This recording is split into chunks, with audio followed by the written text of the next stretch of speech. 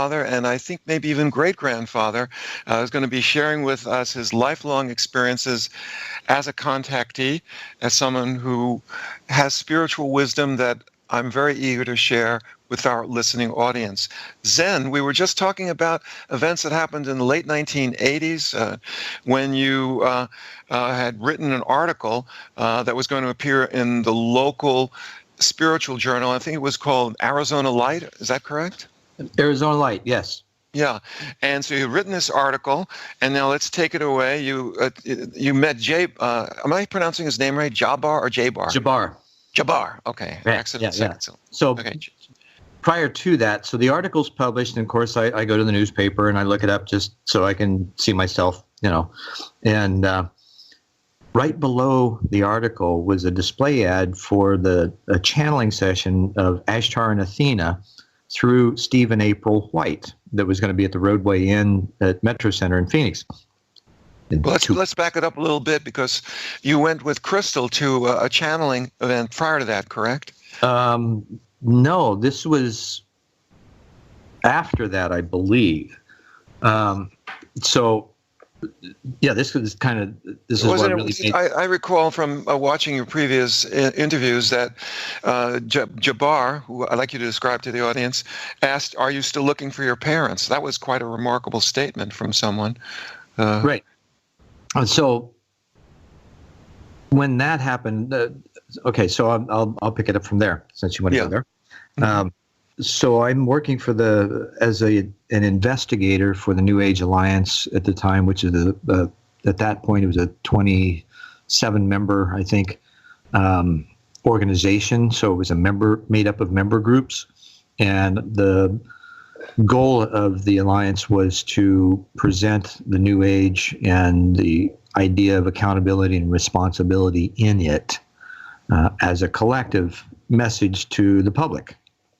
So as the investigator, I went to Lauren Schmidt's one night. His group had applied for membership.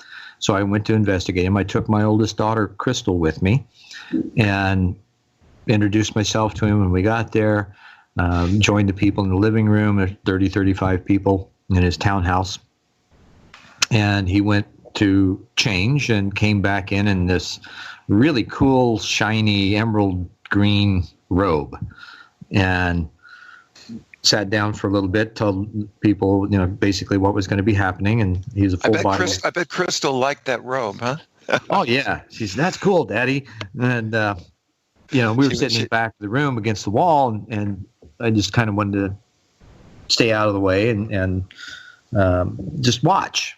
Mm-hmm. And then it was great to have Crystal with me, because I didn't get a chance to share that side of my life with her very often, and I think ultimately it became very important to her as she was growing up. So we're sitting in the back of the room, and Lauren stands up, and as now Jabbar, and he's full body trance, eyes open, walking around the room, talking to people, and I could tell just from the people's response that something was very perceptive, and he was getting information that he would not have had otherwise. I'll just put it that way. So the trance enabled him to access a consciousness other than his own.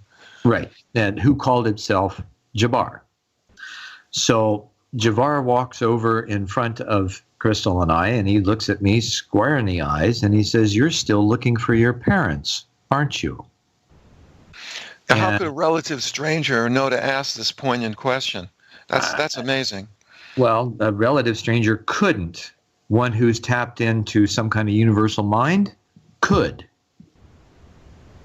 And, this is with the understanding, for people who are just tuning in, Zen shared with us that he was adopted, and the whole issue of trying to find his parents was, I think, understandably a major concern that he had. And that search for finding his parents also extended to not only terrestrial parents, but perhaps to cosmic parents.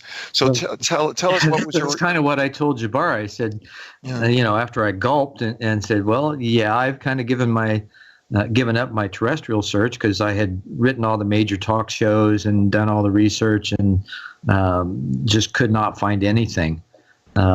the only information that was available was through the State Department of Indiana, was the age, ethnicity, time, and date of my birth. So I'm sitting there with him asking this question. I'm thinking, well, okay, I'm looking for my celestial parents. And he says, well, that's good. You'd still like to know who they are, wouldn't you? And I said, yeah. And he said, well, would you like to know their names? And I gulped again and said, well, yes. And he says, okay, they are. And all I heard was and I completely blocked it. And so I was embarrassed to carry on the conversation any further because I didn't know what he said. And I don't know what it was in me that blocked it, but I did. So he realized that evidently and moved on. And when he moved on, I turned to my daughter and I said, what did he say? And she says, Ashtar and Athena. Now, this is an 8-year-old at the time. Mm-hmm. Her birthday's in January. So she wasn't blocked, but for some reason you were. Well, because I wanted to hear it, but I didn't want to hear it. I see. And, and that's kind of, as we move forward and you ask questions, you kind of want the answers, but you're not sure you really do. Because the implications of them may be colossal. When you get the information, then you're responsible for it. Right. And maybe it leads to a course of action that you fear you're not ready for. I think that's the ultimate fear that everyone has is like, okay, what am I going to have to do now? And what's going to be required of me? What am I going to have to give up? Am I going to have to lose my life in order to gain it? That kind of thing, which is what I had done already, but still with the type of experiences that I've had and the response that I've had from people over the years, it can be a daunting experience. And yet you were prepared for living a life of service or a mission. I mean, how many teenagers, how many teenagers, like when you were in college, you said that you had been empowered to help facilitate a spiritual transformation, and you actually were given the words, a new world order to be created. And I thought that was so significant because the term New World Order didn't become vogue until many years after you were in college. Back in 1991, President Bush, with the Soviet Union falling apart, made this slogan, a New World Order, part of the American lexicon. Right. And consequently, not necessarily for the purpose that I was informed of, which was an order of harmony among people and planet. This is the natural order of creation. And we are just barely scratching the surface of what that really means through our understanding of, quantum mechanics and physics and cosmology and all the things that are being mirrored in that through the ancient texts now that we're beginning to study and that people are becoming inquisitive of, let alone the experiences of nonlinear and non-local moments that people are having and wondering what the heck's going on and looking for people that may have had them before or may know a little more about what's going on so that they can have some kind of intelligent conversation without being seen as a kook. Well, that fear about being called a kook is there, but one of the things I've noticed about contactees, myself being one as well, is that we are imbued or have been selected for contact because we have already a very powerful sense of mission or service. Right. And many times it's pre-existing. Others, people, there are many cases where people are not terribly interested in a spiritual life, consider themselves very materialistic, and yet they start having contact experiences with non-human intelligence, some of which is presumed to be extraterrestrial, and all of a sudden their worldview starts to change. They become more spiritual. Like Ray Hernandez. I mean, that's a perfect example. The guy was totally atheist and then, had an experience and completely flipped. Yes, Ray Hernandez, who is co-founder of the Foundation for Research into Extraterrestrial Encounters, was our guest several months ago, and he described not being interested in God or heaven.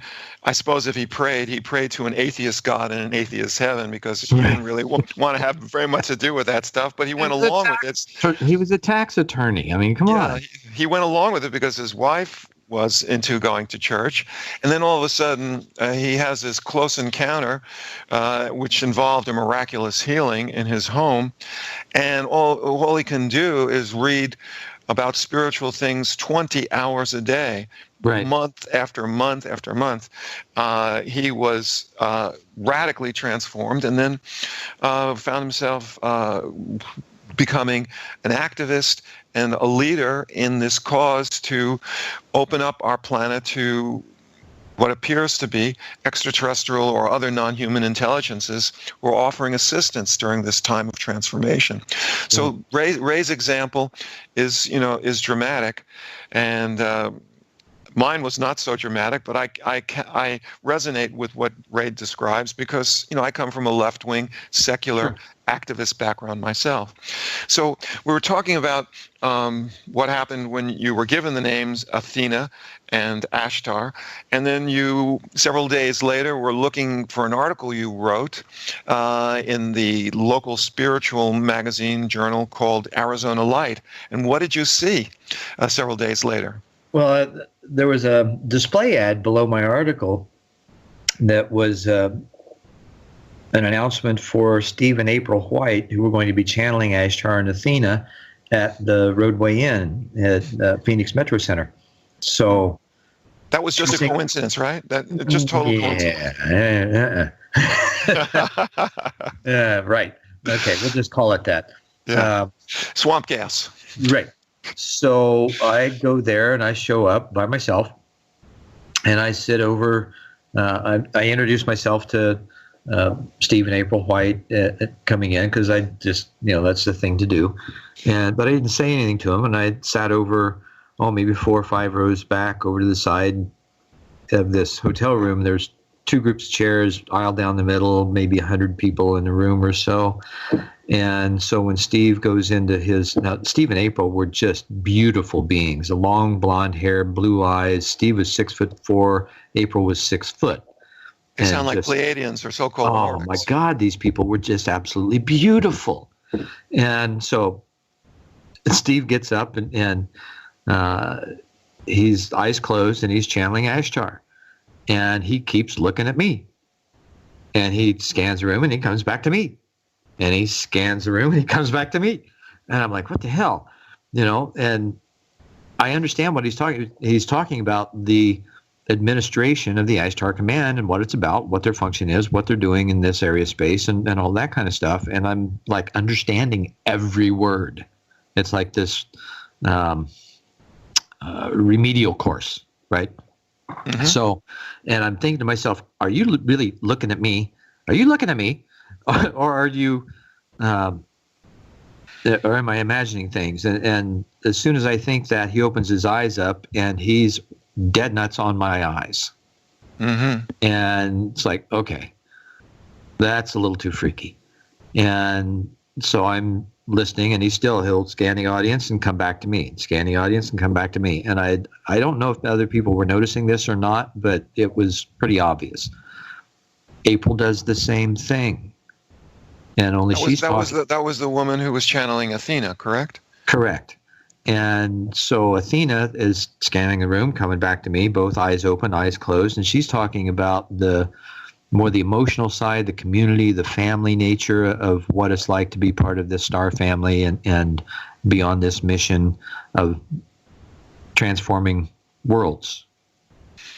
And that they're basically the command itself is kind of in charge of the soul contracts of folks who've come here to be part of this awakening process and being able to monitor their progress, assist them when they need to, and give them the tools that are necessary for their own missions to unfold. So we have a whole cosmology coming from from channeled sources that seem to know quite a bit about you and seem to be directing you for what appears to be your next mission. Correct. And that's, again, a kind of a freaky part, because here I am, I'm the bridge of these worlds. So there's all of this channeled information and people that, sometimes take responsibility for it, sometimes not. But there's still all this information that's coming at me about me, and I can't go anywhere in those kind of environments without something like that happening. So there comes a time when you say, all right, already, I give up. I'm here. What do I do? Yeah, I think this is something that people often don't get an opportunity to experience, and that's why they rely so heavily on leaders. Instead of looking in and with confidence and discovering what your mission is, they attach to some authority figure or leader or cult leader, religious authority, to tell them what the mission is. And one of the things that you said in the past that resonates quite strongly with me is, if we're going to have world peace or peace in the external world, we have to dive down deep and experience peace in the inner world. And that's an individual thing, and we have to go there ourselves.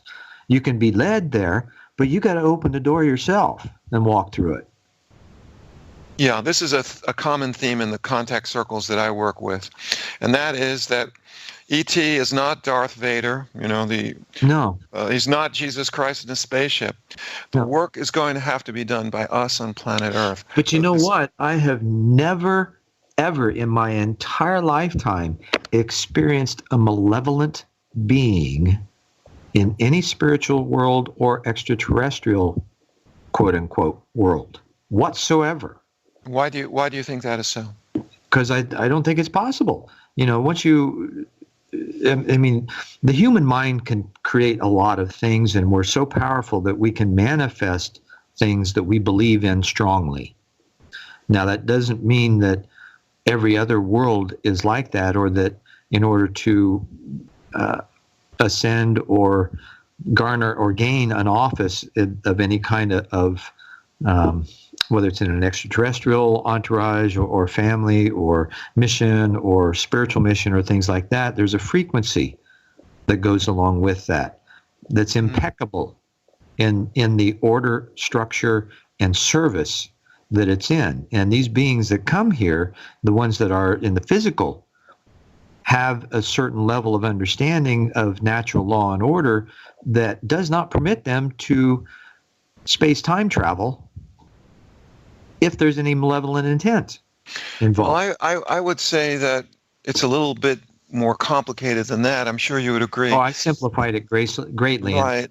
My sense is that a lot of people are having negative encounters, but the overall contact experience is overwhelmingly positive. But it's the ones who complain of malevolent beings that get most of the action in terms of Hollywood movies, speaking engagements on sensationalized television journals and things like that. But here's the thing about the malevolent beings. These guys are fear-based, not the beings, but people they're viewing things from a fear-based belief system, and they're getting the bejeebers scared out of them, and so they will perceive the experience as negative and malevolent. That's just human nature. And it's like, I've had experiences with the draconian race, for instance. Mm-hmm. Now, they're of such a level of energy that when they show up, there's an instant fight or flight syndrome if you're not prepared. Mm-hmm. Well, if somebody go ahead. If somebody encounters that's not prepared, it's going to really affect them as a quote unquote negative experience, because they're not able to handle the energy, and it just scares the bejeebers out of them. So they're going to think it's a malevolent ET or something like that, instead of just breathing, taking a pause, going back into their center, and embracing them in the love that's possible. The great John Keel wrote quite a bit about the nature of the contact experience.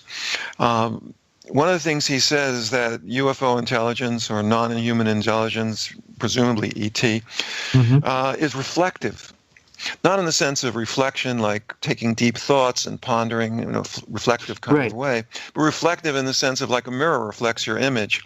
Exactly. And if a person, it sounds like what you're saying, is if a person is fear-based, if he hasn't gone or she hasn't gone through a spiritual transformation of embracing oneness, then UFO intelligence, or whatever the agent is that's staging these encounters with us, will create an experience that will either be designed or interpreted as horrific.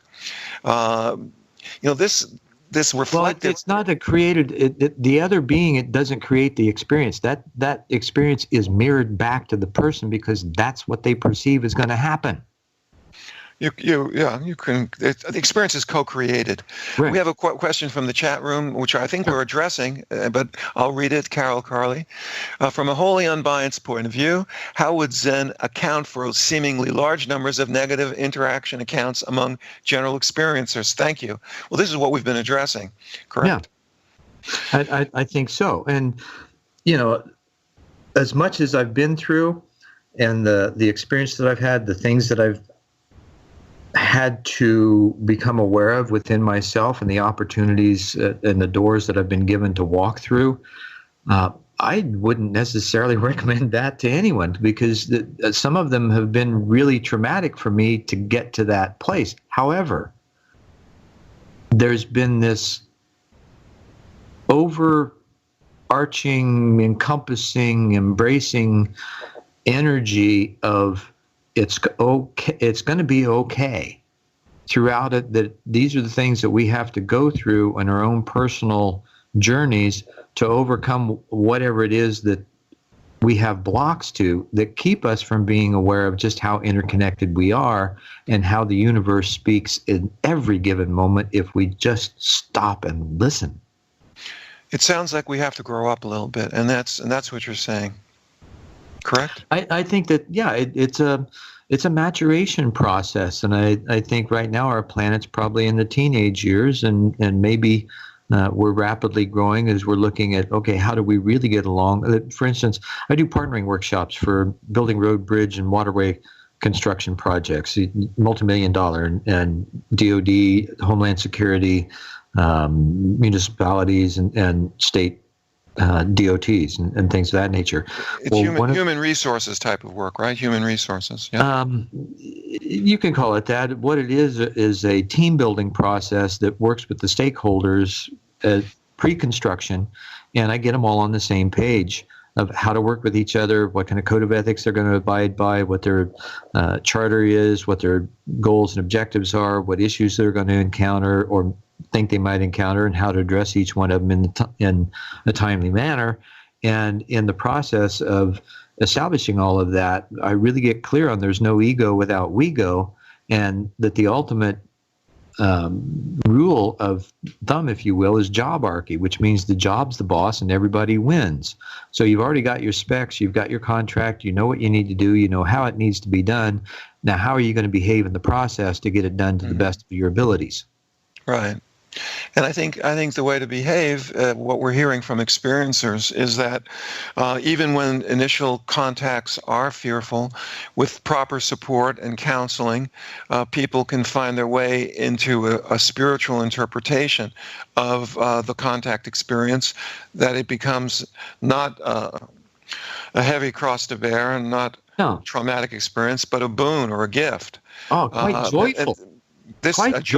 Joyful, yes. I'm glad you brought in the word joy, because a good sense of humor is a great aid in this type of work, as in all functions.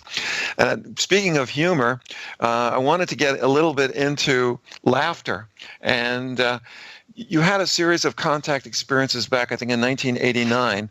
There was a 4-night stretch in which you recalled being taken aboard ET craft each night. Is that correct? That was in 2001, actually. The laughters you're talking about when I had the interesting encounter with the electrodes. Yeah, let's talk about that, because laughter plays a prominent role in this story, and it's going to. I'm going to try to prepare the audience. This story is far out, but I think you're going to either be upset or laugh your head off when you hear it. Go ahead. Okay. All right. So, I 1991, I think it was about when it happened. I was laying in bed, didn't realize that I had crossed over into what I thought was dream time, but I found myself on board a ship on a steel gurney with. I just had a T-shirt on. I was naked from the waist down, which is kind of weird because I normally sleep naked. So I'm on this steel gurney, and I've got electrodes lining my sphincter, and I wake up on this table. Wait a second. When you say sphincter, let's spell it out for the audience. This is your SPHINCTER. So what that is, and the word before it is rectal. Right. Rectal sphincter, because as a physician, there's many sphincters within the body. So this is a very intimate, right. Intimate Thank you for type the correction, setting. Dr. Burke. Okay.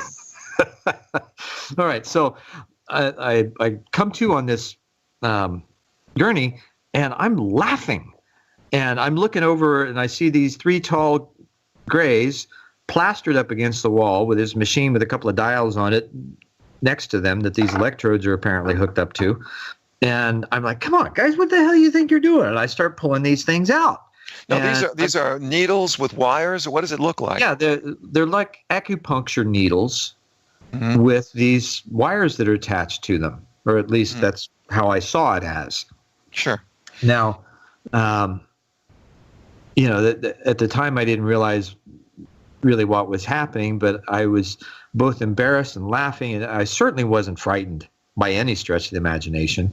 And I was just kind of laughing out of embarrassment. It's like, come on, what are you doing? And I start pulling these things out, and I get the last one, and it stings just a little bit, kind of like I pulled a pubic hair or something like that.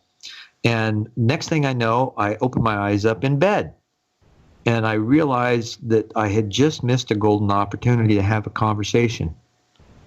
And I closed my eyes, and I tried like crazy to go back. I had no idea how I was going to get there, but I wanted to go really, really bad. And so I'm in this dark space inside and just kind of wandering around, and I encountered this androgynous-looking being. Then I wasn't sure if it's a white or a black shimmering robe because it kind of sparkled in each direction. And he says to me, I say he, his male voice, says, next time, just relax. We're just trying to tune you up so we can communicate more easily. Just relax when you have rectal sphincter electrodes. Well, it wasn't painful by any stretch of the imagination. It was rather, the sensory experience of it was kind of cool. Now, if these procedures are happening on an ongoing basis, and I suspect they are, either in a physical or interdimensional plane, I don't think the ETs get laughter as a usual response from subjects. Oh, absolutely not. Absolutely not. Most people, wake up scared to death, and what they do is they turn the fear. It's like a cosmic aikido. They turn the fear back on the individual to paralyze them so they don't hurt themselves or others. Now, this is a very unusual concept, so let's just stop for a second and spell it out. I suppose people in the audience have seen or known of Aikido. There was that Steven Seagal actor who made it very prominent in the 90s. You basically use your opponent's force against your opponent, and in a similar fashion, you're suggesting that the energy, the emotional power that comes from terror in the face of extraterrestrials is then directed as in Aikido to incapacitate the subject. And it's a psycho-spiritual technology that they use. And what is the purpose of this? To protect themselves and the experiencer. They don't want people to get hurt. Period. Remember what happened to Fire in the Sky, Travis Walton? Oh, I know Travis very well. He's a good friend. Yeah, you're both in Arizona. The first thing he did when he woke up on the craft was he grabbed a tool and started threatening the little grays that were hovering around him. Right. So, and he was a young man in top physical condition, a woodsman. Imagine the damage he could do to a small creature with a club. Right. And for years, he was angry about the experience until it was 2010. I talked with him at the UFO Congress, and I said, is it possible that they really saved your life? Because you were on the craft about 5 days, which is about the time it would take to recover from a lightning strike, which is essentially what happened to you. You became a lightning rod from the static charge that the ship had built up. And he looked at me like, I knew he'd thought those things. And I reflected it back to him. And shortly thereafter, he started changing his story because he realized that, yeah, that's indeed what happened. He was probably DOA, dead on arrival, in the ET emergency room, or the equivalent.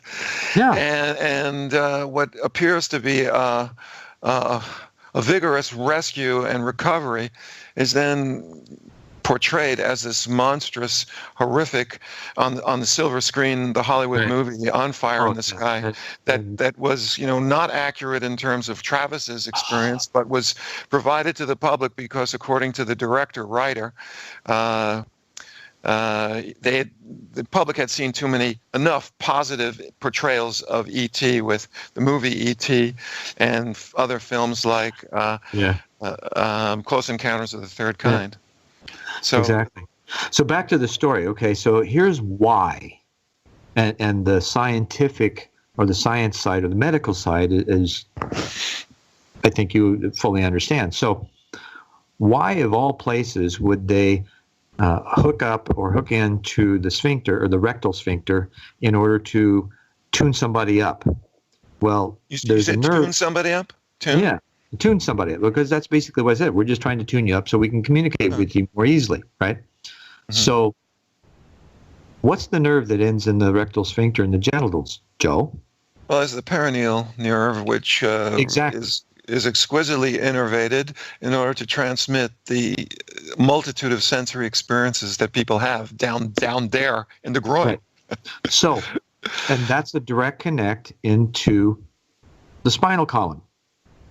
So if you were a vastly more technologically advanced race, and you had a way to help another race adjust their energies just slightly, because we're all subtle energy beings, and the more we move upward, the greater our awareness becomes, right?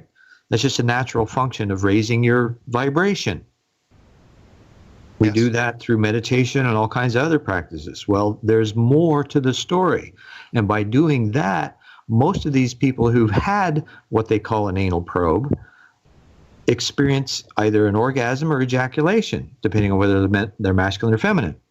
Well, Right. That's the first response that you're going to get when your energy's ramped up slightly, is you're going to have that joy button hit, right? For sure. And you're going to have an orgasm. Well, most people interpret that as sexual experimentation. No! That's just the human, imbecilic, small-minded perspective of that experience, because that's what we're programmed for, because of all this religious crap that we've been taught about, down there is Sex not what you want to talk about. Yeah, right. Not polite conversation, yeah. Right. Yeah, I see what you're driving at. It's a radical concept. I don't know how operational that is for many people, but I'm glad that you're able to share that perspective. Don't believe it. Just put the hat on for a little bit, try it on, see if it fits. If it doesn't, that's fine. If it does, well, maybe there's more answers there too. So you acquired this analysis that this probe was a tuning procedure from this. Where did this information come? Just at the level of knowledge? How did you acquire it? My girlfriend was studying to become a licensed massage therapist, and she had been taking an anatomy class, and I was helping her study the nervous system. Not 3 days before the experience happened, and we had a discussion about the perineal nerve. So I knew what it was and what its function was. Another synchronicity, yeah. Right. Well, there it is, a different perspective on anal probes as a form of interaction with the intent of tuning up humans' biophysiology to facilitate communication and contact. I wrote a book on that called Alien Agendas and Anal Probes, I think is what. Oh, right. Well, why don't we stop now for a second and just talk about your numerous books? I'm about halfway through Zendor and the Barbarian. Zendor the Contrarian. Contrarian is the correct name. Yes, Zendor the Contrarian. And why don't you tell the audience how they can get some of your writings? Go to Amazon, and you can go to amazon.com/author/Zendor, Zendor. And you also are involved with the UFO Press. Tell us about Ufology Press, PRSS. Yeah. Ufology Press, which stands for Personalized RSS, really simple syndication. You know, it's a wireframe that has curated blogs from all over the world. I think we've got about 120 blogs from different authors that anytime they post, it's immediately shown on the website. Plus, that's an amazing feature. I've never heard of that in my life. That's really quite remarkable. It really is, and it's a modern digital publishing method that once we launched the site in 2013 at the UFO Congress here in Fountain Hills, it seemed like everybody tried to get on the bandwagon, and I saw so many UFO sites get upgraded over the next 6 months. It was ridiculous. So we raised the bar somehow, not even intending to do so. Excellent. I've looked at that site a couple of times. I found the articles informative, a wide range, subjects that I had never even heard of. Yeah, it took me a while to find all of those and put them in. I also have a blog that's attached to that. It's Ufology, UFOLOGYPRSS.com. Why don't you say it for the audience? And now please take out your pen and pencils and paper and repeat that contact information again. It is UFOLOGYPRSS.com. Ufology PRSS. Right. Okay. And I've also got a blog attached to that I express my own opinions, contrary as they may be. Well, you are the contrarian, according to the title of the book. And the subtitle of the book is A Seminal View of Consciousness, Cosmology, and the Congruence of Science and Spirituality. Wow. No shallow subject there. Yeah, that'll keep you busy for a while. It's only 800 pages. I mean, come on. I thought it was 793. Oh, well. Yeah, something like that. I'm only up to about 400, but I'm finding it very enjoyable. I urge others to check it out. So we now have about 15 minutes left for the show. Before we say goodbye, I'd like to talk to you a little bit about your experience with Edgar Mitchell, because when you told me the story last year, Edgar was still alive. And right. Now that he's passed, I think you're not violating any confidence. Tell us what happened, your conversation with him, because I find it fascinating in light of another report along similar lines that hopefully I'll be able to describe. So go ahead and tell us about your encounter with the moonwalking astronaut, Edgar Mitchell. Now, fascinating, man. I was managing an event here in Phoenix called the Prophets Conference, and he was one of a slew of different speakers. Travis was there as well, Jose Arguez, Robert Dean, Zachariah Sitchin, Araya Mountain Dreamer, Robert Anton Wilson, Linda Moulton Howe. I mean, just pretty much anybody who was anybody at that time spoke at this event, and we had over 5,000 people over the weekend, and I ran the event from a logistics standpoint. So we had a green room that was actually outdoors, and I saw Edgar pull out a pouch of drum tobacco, his hand-rolling tobacco, and I thought, wow, that's interesting, because I had one in my pocket too. He comes from New Mexico, so it's understood, yeah? Right. So he grew up near Roswell. He did. So I pulled my pouch of drum out, and I walked up next to him, and I said, "Hey, brother, how you doing? You want to share some smoke?" And he looked at me, and he says, "That's really unique and uncommon." He says, "I never see anybody who smokes drum." He said, "Yeah, it's a very sacred art or act." And so we had a little conversation about, the nature of tobacco and indigenous ways and things of that nature. And we started talking about why he was there and ETs, and I shared some of my experiences, because I thought he was a good person to be able to just open up, and I tend to be a blabbermouth anyway. I don't care. And so I told him a few of my experiences, and then he said, I'm going to tell you something that I don't talk about in public. And he says, as I was going down in the LEM, which is the Lunar Excursion Module, there were a slew, and he didn't know the exact number because he couldn't count them all, of these cylindrical objects that were spiraling around the LEM craft as it was descending toward the surface. They came, and obviously, or at least he thought, that they came from the surface of the moon, and they were spiraling around the ship under some kind of conscious control. Now, whether there was an intelligence on board the cylinder or whether they were controlled from the surface, he couldn't say for sure. But they were definitely there, and both he and the other astronaut saw them. And he said, can't talk about them, was sworn not to. Mm-hmm. But from what you've told me about your experiences, I think you're safe. Right. This is very interesting because I had a chance to read the manuscript of a work that was written 40 years ago and was not published. I'm talking about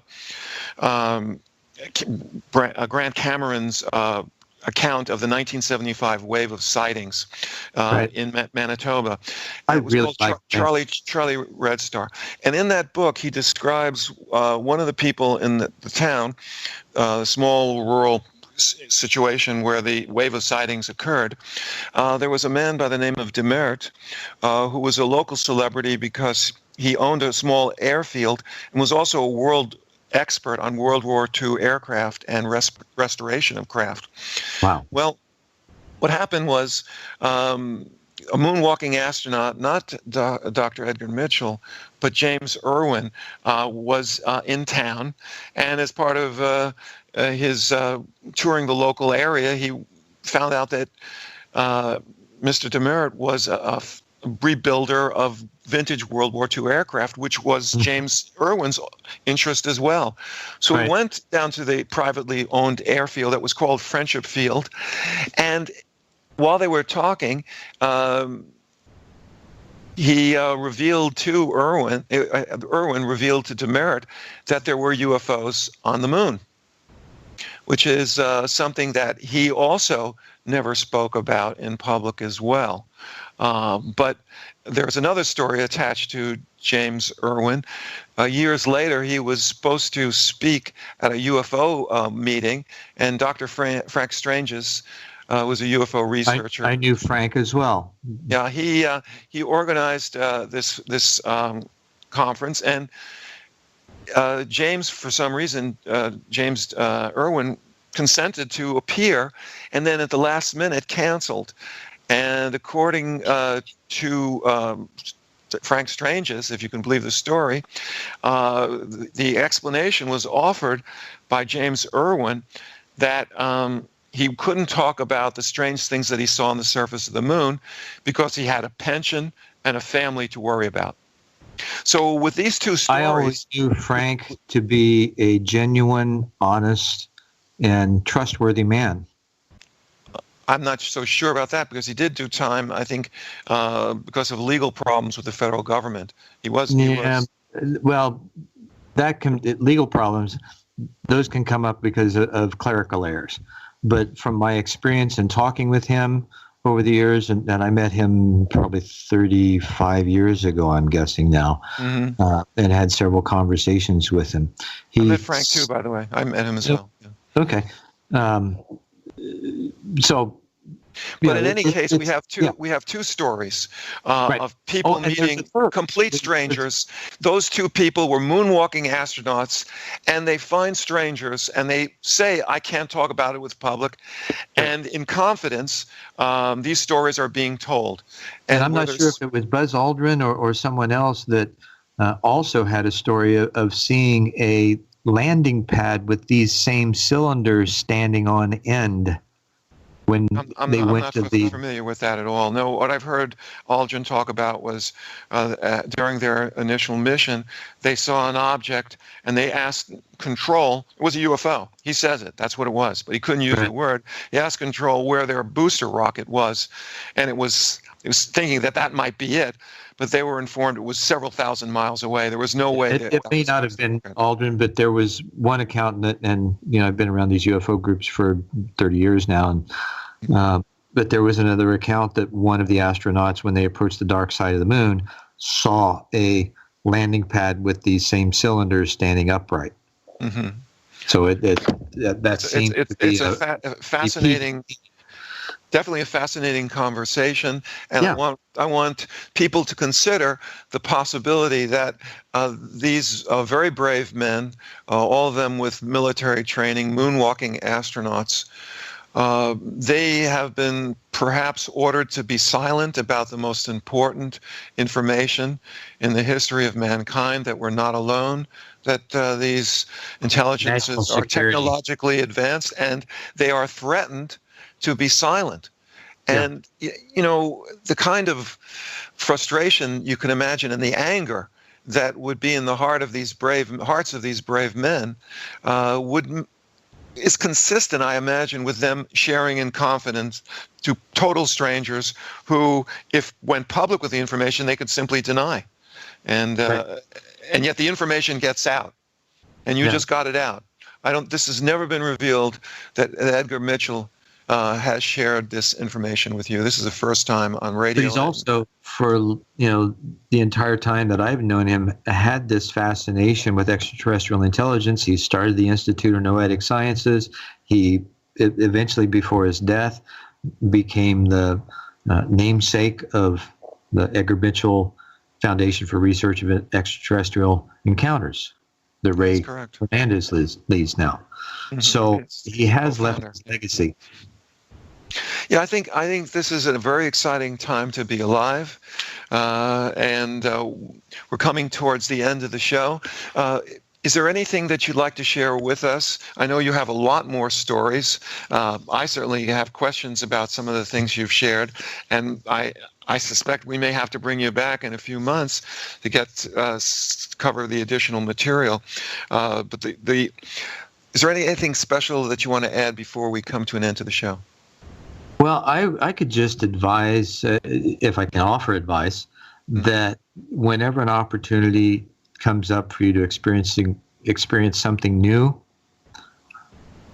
allow yourself to experience it with an open heart and an open mind, and that the knowledge of that which is in you is far greater than anything outside of you is true.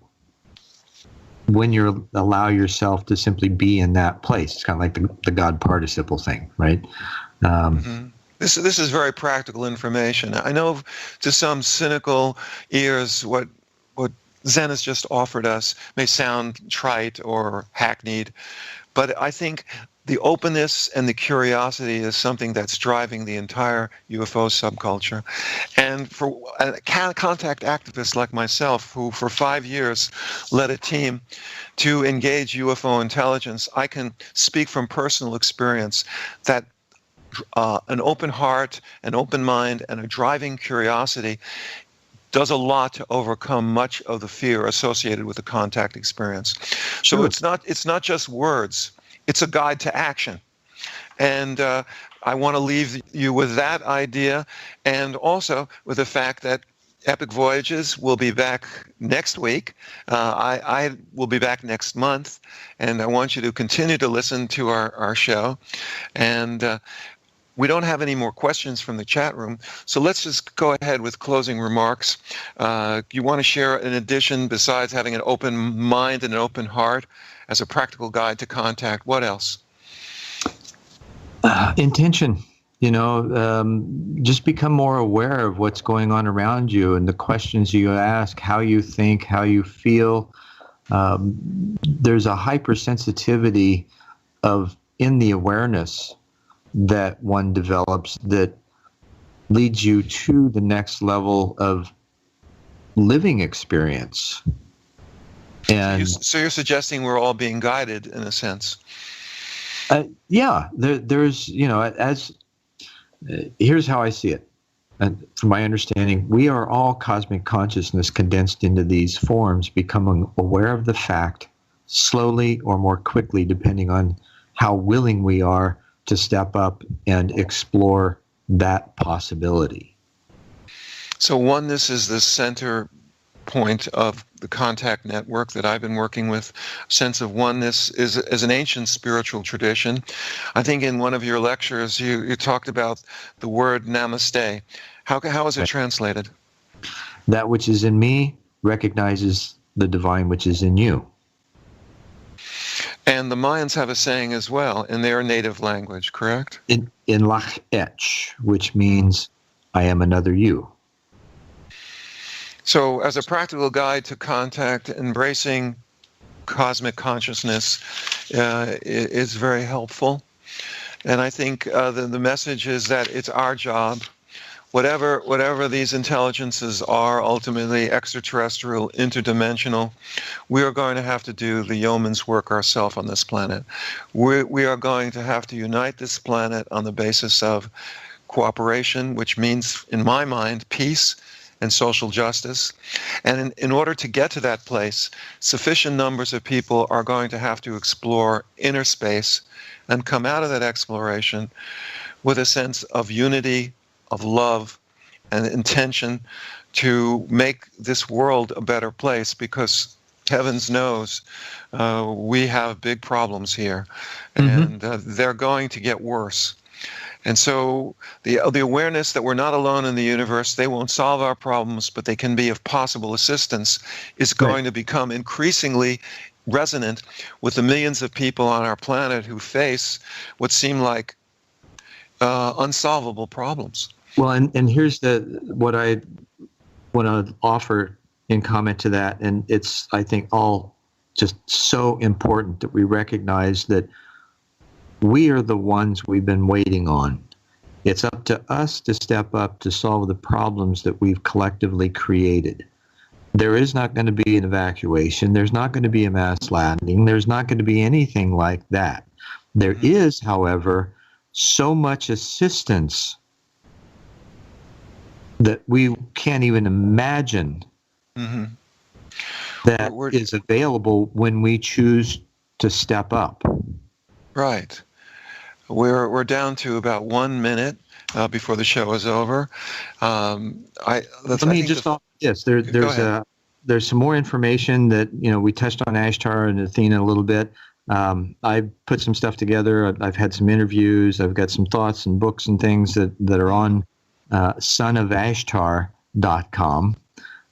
So I figured I'd just, as long as I'm getting this and I finally acquiesce to the possibility that maybe I am, so let's just explore it and see what happens. Excellent. So we're now out of time. I want to thank Ken Cherry, who has invited me to be a guest host these shows. Yes, and thank you, Ken.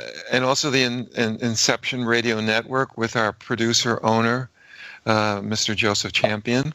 Who's, despite what sounds like a nasty cough and difficulty speaking, he did manage to rise up from his sickbed and produce this show for us. So I have, much thanks for that and this ongoing experience. Joe's a phenomenal guy too. He's just one of those blessings that few people get a chance to experience. Right. So my name is Dr. Joseph Burkes. You've been listening to Epic Voyages. We are available as a rebroadcast on Art Bell's digital network, Dark Matters, and we are also available as podcasts. I urge you to listen, to look, and keep watching the sky. My name is Joe Burkes, MD. Thank you, and good night.